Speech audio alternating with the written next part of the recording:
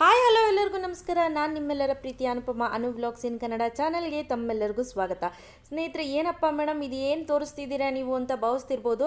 ಇದು ಯಾವುದೋ ಉಳಿದ ಮೊಟ್ಟೆ ಅಂದ್ಕೊಂಡ್ರಾ? ಖಂಡಿತ ಅಲ್ಲ. ಇದು ಅಳ್ಳು ಮಾಡೋಣ ಅಂತೇಳಿ, ಕ್ಯಾಸ್ಟರ್ ಆಯಿಲ್ ಅಥವಾ ಅರಳೆಣ್ಣೆ ಅಂತ ಏನು ಹೇಳ್ತೀವಿ ಅದನ್ನು ಮಾಡಿ ತೋರಿಸೋಣ ಅಂಥೇಳಿ. ಸೊ ಸ್ಟಾರ್ಟಿಂಗ್ ನೋಡಿ, ಹಸ್ರಿಗಿರುತ್ತೆ, ಆನಂತರ ಬಲಿಯುತ್ತೆ, ಆನಂತರ ಸಿಡಿದು ಈ ರೀತಿ ಬೀಜಗಳಾಗಿ ವಿಂಗಡಣೆ ಆಗುತ್ತೆ. ಮೊದಲನೇದಾಗಿ ನಾವು ಅಳ್ಳನ್ನ ತಗೋಬೇಕಾದ್ರೆ ಈ ರೀತಿ ನೋಡಿ ತೆಗೆದುಕೋಬೇಕಾಗತ್ತೆ. ಸೊ ಯಾವಾಗಲೂ ಅಷ್ಟೇ ಒಳ್ಳೆ ಕ್ವಾಲಿಟಿ ಅಳ್ಳು ತೆಗೆದುಕೊಂಡ್ರೆ ಎಣ್ಣೆ ಚೆನ್ನಾಗಿ ಬರುತ್ತೆ, ಇಲ್ಲ ಅಂತ ಅಂದರೆ ಎಣ್ಣೆ ತುಂಬ ಕಡಿಮೆ ಬರುತ್ತೆ. ಸೊ ಮೇನ್ ಥಿಂಗ್ ಏನಪ್ಪ ಅಂದರೆ, ನೀವು ಅಳ್ಳನ್ನ ತಗೋಬೇಕಾದ್ರೆ ತೂಕವಾಗಿರುವಂತಹ ಅಳ್ಳು ಅಥವಾ ಇನ್ನು ಭಾರ ಇರುವಂಥ ಅಳ್ಳು ತಗೋಬೇಕು. ಒಳಗಡೆ ಜಳ್ಳಿದ್ರೆ ಅದರಲ್ಲಿ ಎಣ್ಣೆ ಬರೋದಿಲ್ಲ. ಸೊ ಇದು ಮೇನು ಟಿಪ್ ಅಂತಲೇ ಹೇಳ್ಬೋದು. ಆನಂತರ ಇದನ್ನು ಸಣ್ಣ ಊರಿನಲ್ಲಿ ಚೆನ್ನಾಗಿ ಹುರ್ಕೋಬೇಕಾಗತ್ತೆ. ಎಷ್ಟು ಚೆನ್ನಾಗಿ ಉರಿತೀರೋ ಅಷ್ಟು ಚೆನ್ನಾಗಿ ಎಣ್ಣೆ ಬರುತ್ತಿದ್ದು. ಸಣ್ಣ ಉರಿಲಿ ಹುರಿದಷ್ಟು ಎಣ್ಣೆ ಬಿಟ್ಕೊಳ್ಳಿಕ್ಕೆ ಸಹಾಯ ಆಗುತ್ತೆ, ಮತ್ತು ದಪ್ಪ ಉರಿಲಿ ಹುರಿದ್ರೆ ಚೆನ್ನಾಗಿರೋದಿಲ್ಲ. ಈಗ ನೋಡಿ, ನೀಟಾಗಿ ಇದನ್ನೆಲ್ಲ ಒಂದು ಪಾತ್ರೆಗೆ ಆರ್ಲಿಕ್ಕೆ ಇಟ್ಟಿದ್ದಾರೆ. ಸೊ ಆರೋದ್ರಿಂದ ಏನಾಗುತ್ತೆ ಅಂದರೆ ಸ್ವಲ್ಪ ಟೆಂಪ್ರೇಚರ್ ಕೂಲ್ ಆಗುತ್ತೆ. ಆನಂತರ ಇದನ್ನು ಒನಕೆ ಮತ್ತು ಒಳ್ಳಲ್ಲಿ ಅಂದರೆ ಒಳ್ಕಲ್ಲಿದೆಯಲ್ಲ ಅದರಲ್ಲಿ ಹಾಕಿ ಕುಟ್ಟಬೇಕು. ಸೊ ಈಗ ನಮ್ಮ ಹತ್ರ ಅದಿಲ್ಲದ ಕಾರಣ ನಾನು ತೋರಿಸ್ತೀನಿ ಯಾವ ರೀತಿ ಮಾಡೋದು ಅಂತ. ಸೊ ಈಗ ನೀವು ಒಂದು ಇಲ್ಲಿ ಅಳ್ಳು ನೋಡ್ತಾ ಇರ್ಬೋದು, ತೂತಿದೆ. ಸೊ ಇದು ಜಳ್ಳು ಅಂತ ಹೇಳಿ. ಸೊ ಇದು ವೇಸ್ಟು. ಇದನ್ನು ನಾವು ಹಾಕಿದ್ರು ಒಂದೇ, ಹಾಕ್ತಾಯಿದ್ರು ಒಂದೇ. ಇದರಿಂದ ಯಾವುದೇ ರೀತಿ ಎಣ್ಣೆ ಬರೋದಿಲ್ಲ. ಈಗ ನಾನೇನು ಮಾಡ್ತೀನಿ, ಒಂದು ಮಿಕ್ಸಿ ಜಾರಿಗೆ ಹಾಕ್ಕೊಂಡು ಅದನ್ನು ರುಬ್ಕೊಳ್ತೀನಿ. ನೆನಪಿನಲ್ಲಿರಲಿ, ನೀರೇನು ಹಾಕಬಾರ್ದು, ಹಾಗೆ ರುಬ್ಬಬೇಕು. ಹಳೆ ಕಾಲದಲ್ಲೆಲ್ಲ ಒಳ್ಕಲ್ಲಲ್ಲಿ ಕುಟ್ಟುತ್ತಿದ್ರು, ಬಟ್ ಈಗ ಅದಿಲ್ಲದ ಕಾರಣ ನಾನು ಈ ರೀತಿ ತೋರಿಸ್ತಾ ಇದ್ದೀನಿ. ಸ್ನೇಹಿತರೆ, ಒಂದು ನೆನಪಿನಲ್ಲಿರಲಿ, ಇದು ಸಿಪ್ಪೆ ತುಂಬ ಡೇಂಜರಸ್ಸು. ಹೊಟ್ಟೆನೇ ಕುಯ್ಯುವಂಥ ಶಕ್ತಿ, ಅಂದರೆ ಒಳಗಡೆ ಇರುವಂತಹ ಏನು ಹೇಳ್ತೀವಿ ಕರಳುಗಳನ್ನೇ ಕುಯ್ದು ಬಿಡುತ್ತಂತೆ, ಅಷ್ಟು ಶಕ್ತಿ ಇರುತ್ತಂತೆ ಇದ್ರ ಮೇಲ್ಗಡೆ ಸಿಪ್ಪೆಗೆ. ಸೊ ನೋಡಿ, ಈಗ ಈ ರೀತಿ ಎಲ್ಲ ಮಾಡ್ಕೊಂಡಿದ್ದೀವಿ. ಇದನ್ನು ಮುಟ್ಟಿದ್ರೇ ಗೊತ್ತಾಗ್ತಾ ಇದೆ ಎಣ್ಣೆ ಮೇಲ್ಗಡೆ ಬರ್ತಿದೆ ಅಂತೇಳಿ. ಈಗ ಒಂದು ಬಿನಿಗೆಯಷ್ಟು ನೀರನ್ನು ತೆಗೆದಿಟ್ಕೊಂಡಿದ್ದೀವಿ. ಸೊ ಮೊದಲನೇದಾಗಿ ಯಾವಾಗಲೂ ನಾವು ಮಾಡೋ ಮುಂಚೆ ತಾಮ್ರದ ಪಾತ್ರೆಯಲ್ಲಿ ಮಾಡಬೇಕು ಅನ್ನೋದನ್ನ ನೀವು ಗಮನದಲ್ಲಿ ಇಟ್ಕೋಬೇಕು. ಸಮ್ ಸೈಂಟಿಫಿಕ್ ರೀಸನ್ ಕೂಡ ಇದೆ. ಈಗ ಸ್ಟವ್ನೆಲ್ಲ ನೀಟಾಗಿ ತೊಳೆದು ಎಲ್ಲ ರೆಡಿ ಮಾಡಿ ಇಟ್ಕೊಂಡಿದ್ದಾರೆ. ಜಸ್ಟ್ ನಾನು ಸ್ವಲ್ಪ ತೇವ ಮಾಡಿಕೊಂಡು ಪೂಜೆ ಮಾಡ್ಕೊಳ್ತೀನಿ. ಯಾವಾಗಲೂ ಅಷ್ಟೇ ಎಣ್ಣೆ ತೆಗಿಬೇಕಾದ್ರೆ ಸೂರ್ಯ ದೇವನನ್ನು ನೆನೆಸ್ಕೊಂಡು ಪೂಜೆ ಮಾಡಬೇಕಾಗತ್ತಂತೆ. ಇದು ನಮ್ಮ ಅತ್ತೆ ಹಿರೀಕರು ಹೇಳ್ಕೊಟ್ಟಿರುವಂತಹ ಪದ್ಧತಿನ ನಾನು ಇಲ್ಲಿ ಫಾಲೋ ಮಾಡ್ತಾ ಇದ್ದೀನಿ. ಸೊ ನಾನು ಒಬ್ಬಳೇ ಇದರಲ್ಲಿ ಎಣ್ಣೆ ತೆಗಿಲಿಲ್ಲ. ನಮ್ಮ ತಾಯಿ, ನಮ್ಮ ಡ್ಯಾಡಿ, ಅವ್ರ ಅಕ್ಕ ಅಂದರೆ ಅತ್ತೆ ಎಲ್ಲ ಸೇರಿ ನಾವು ಎಣ್ಣೆ ತೆಗೆದ್ವಿ. ಸೊ ಈಗ ಪೂಜೆ ಎಲ್ಲ ಆಯಿತು. ಸ್ಟವ್ಗೆ ಸೂರ್ಯ ದೇವನನ್ನು ನೆನೆಸ್ಕೊತ, ಅಪ್ಪ ಸೂರ್ಯ ಚೆನ್ನಾಗಿ ಎಣ್ಣೆ ಬರಲಪ್ಪ ಅಂಥೇಳಿ ಪೂಜೆ ಮಾಡಬೇಕು. ಆನಂತರ ಸ್ನೇಹಿತರೆ, ಹಳ್ಳಿಗಳ ಕಡೆ ಪ್ರೆಗ್ನೆಂಟ್ ವುಮೆನ್ಸ್ ಇದ್ದಾರೆ ಅಂತ ಅಂದರೆ, ಅಥವಾ ಏನು ಹೇಳ್ತೀವಿ ಗರ್ಭಿಣಿಯರು ಇದ್ದಾರೆ ಅಂದರೆ, ಆ ಟೈಮ್ನಲ್ಲೇ ನಾವು ಎಣ್ಣೆನ ಮಾಡಿ ಇಟ್ಕೊಂಡ್ಬಿಡ್ತೀವಿ. ಸೊ ದಟ್ ಫ್ಯೂಚರಲ್ಲಿ ಮಗು ಆದ ನಂತರ ಬಾಣಂತಿಗೂ ಮಗುವಿಗೂ ಹರಳೆಣ್ಣೆ ಹಾಕಲಿಕ್ಕೆ ಸರಿ ಹೋಗುತ್ತೆ ಅಂಥೇಳಿ. ಸೊ ಈಗ ನೋಡಿ, ಸೂರ್ಯದೇವನನ್ನು ನೆನೆಸ್ಕೊಂಡು ಸೂರ್ಯ ಸ್ಟವಲ್ಲೇ ಮಾಡ್ತಾ ಇದ್ದೀವಿ. ಅದೊಂದು ತುಂಬ ಸಂತೋಷ ಆಯಿತು ನನಗೆ. ಆನಂತರ ಈ ನೀರಿಗೂ ಕೂಡ, ಪಾತ್ರೆಗೂ ಕೂಡ ನಮಸ್ಕಾರ ಮಾಡ್ಕೋಬೇಕು. ಈಗ ಸ್ಟವನ್ನು ಹಚ್ಕೊಳ್ತಾ ಇದ್ದೀವಿ.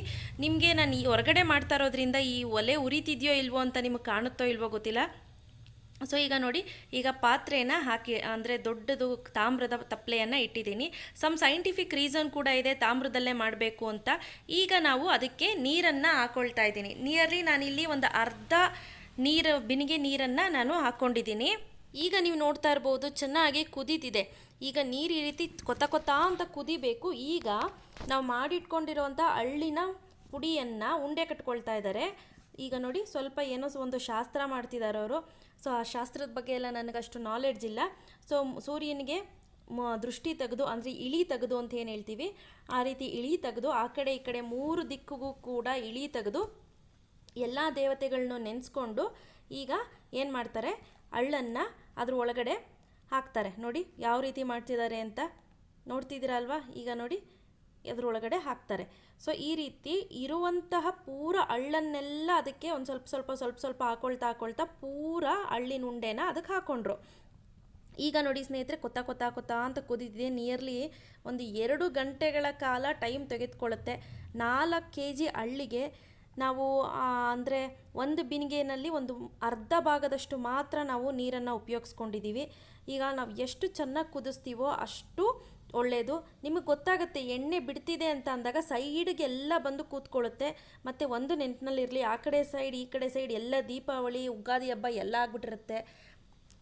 ಯಾಕಂದರೆ ಎಣ್ಣೆ ಕೊತ ಕೊತ ಅಂತ ಕುದ್ದು ಕುದ್ದು ಕುದ್ದು ಸಿಡಿಯೋಕ್ಕೆ ಶುರು ಆಗುತ್ತೆ. ನೀವು ನೋಡ್ತಿದ್ದೀರಾ ಅಲ್ವಾ, ನೋಡಿ ಅಲ್ಲಿ ಕಲರು ಮೇಲ್ಗಡೆ ತೇಲ್ತಾ ಇದೆ. ಸೊ ದಟ್ ಅದು ಎಣ್ಣೆ ಅಂತ ಹೇಳಿ, ಗೊತ್ತಾಯ್ತಲ್ಲ ಸ್ನೇಹಿತರೆ. ಎಣ್ಣೆ ಮಾಡಬೇಕಾದ್ರೆ ಕಾಲಿಗೆ ಕೈಗೆ ಎಗರು ಬಿಡುತ್ತೆ, ನೋಡ್ಕೊಂಡು ಹುಷಾರಾಗಿ ಮಾಡಬೇಕು. ನೋಡಿ ಈಗ ಎಣ್ಣೆ ಮೇಲೆ ತೇಲ್ತಿದೆ, ಗೊತ್ತಾಗ್ತಿದೆಲ್ಲ.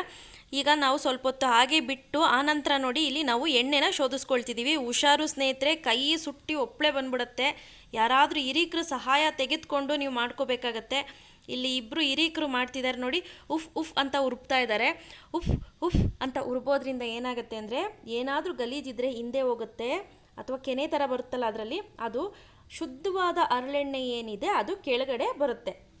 ನೋಡಿ ಈಗ ನೀಟಾಗಿ ಬಗ್ಗಿಸ್ಕೊಳ್ತಿದ್ದಾರೆ. ನೋಡಿ ಎಷ್ಟು ನೀಟಾಗಿ ಬಗ್ಗಿಸ್ಕೊಳ್ತಾರೆ ಅಂದರೆ ಅಷ್ಟು ನೀಟಾಗಿ ಬಗ್ಗಿಸ್ಕೊಳ್ತಾರೆ.